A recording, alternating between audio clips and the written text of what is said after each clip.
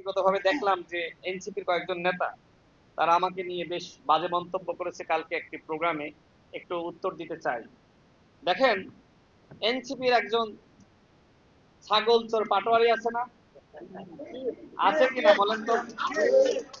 এখন বিএনপির নেতা কর্মীদের নিয়ে তারা নানান ধরনের মন্তব্য করে। এনসিপির একজন মুখপাত্র নাসিরউদ্দিন পাটোয়ারি, সে তো অন্তর্বর্তীকালীন সরকারের আইন উপদেষ্টা জনাব আসিফ নজরুল স্যারের মেয়ের ছাগল চুরি করেছিল। এটা কি মিথ্যা? দেখেন নাই গণমাধ্যমে? এই ছাগল চোর পাটোয়ারি এখন বড় বড় কথা বলছে। এর আগে আমরা শুনেছি যে সে যে সময় ছাত্র ফেডারেশনের রাজনীতি করত আমাদের জুনায়েদ সাকিব ভাইয়ের সাথে, সেই সময় অপকর্মের দায়ে ছাত্র ফেডারেশন থেকে বহিষ্কৃত হয়েছিল। এরপরে এবি পার্টি করেছিল, এখন করছে এনসিপি। এনসিপি নতুন রাজনীতির কথা বলছে। এই ছাগল চুরি করা কি নতুন রাজনীতি? তাও কোন জায়গা থেকে? মন্ত্রীপাড়া থেকে। মন্ত্রীপাড়া থেকে ছাগল চুরি করছে এই নাসিরউদ্দিন পাটোয়ারিরা। 18 মাসে রাষ্ট্রের আর কি কি চুরি করেছে সেই দিক তদন্ত হতে হবে। কি করে নাই? সার্জিস আলম বলে নাই যে আমরা 18 মাসকে মিস করব, কারণ ওই সময় উপদেষ্টাদের বেডরুমে ঢুকে গিয়েছি, সচিবের রুমে ঢুকে গিয়েছি, কেউ বাধা দিতে পারে না। এতটা ক্ষমতা তারা অপব্যবহার করেছে।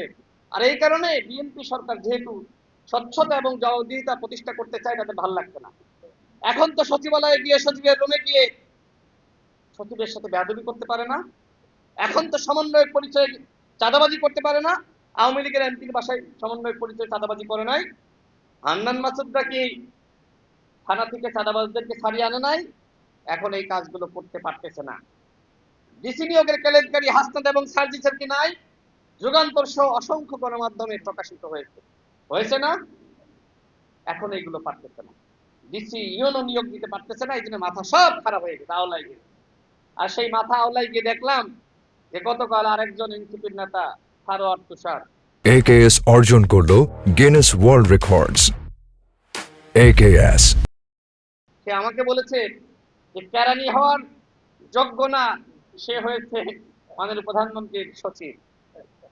এই সারোয়ার তুষার, সে সিলেট বিজ্ঞান ও প্রযুক্তি বিশ্ববিদ্যালয়ে ভর্তি হয়েছিল, পড়াশোনা শেষ করতে পারে নাই। নারী কেলেঙ্কারির দায়ে বিশ্ববিদ্যালয় থেকে বহিষ্কৃত হয়েছে, ড্রপ আউট। সেই ড্রপ আউট সারোয়ার তুষার আমাকে নিয়ে প্রশ্ন করে। আমি পড়াশোনা করেছি ঢাকা বিশ্ববিদ্যালয় থেকে। ঢাকা বিশ্ববিদ্যালয়কে, বিশ্ববিদ্যালয় সম্পর্কে আমার আর বলার কিছু নাই। এবং ঢাকা বিশ্ববিদ্যালয়ের যে ফ্যাকাল্টিকে গোল্ডেন ফ্যাকাল্টি বলা হয়, সেই ফ্যাকাল্টিতে আমি পড়াশোনা করেছি। আমি বিবিএ শেষ করেছি।